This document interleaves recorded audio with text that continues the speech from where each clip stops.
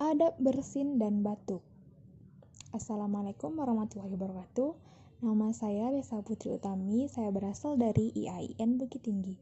Kali ini saya akan menjelaskan mengenai adab batuk dan bersin.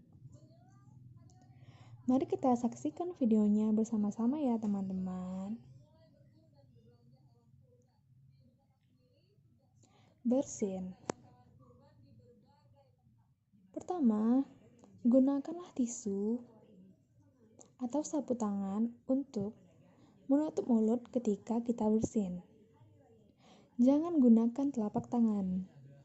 Ambillah tisu, kemudian tutuplah mulut ketika bersin dan batuk agar tidak memberi virus kepada orang lain.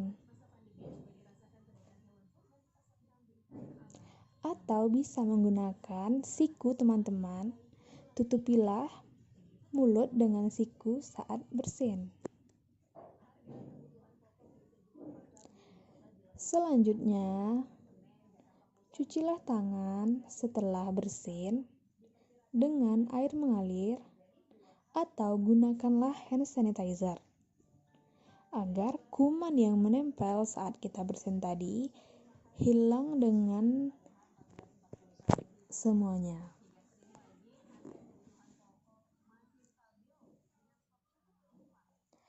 Kemudian selalu gunakanlah masker saat di luar rumah agar kita terhindar dari virus-virus yang berasal dari luar.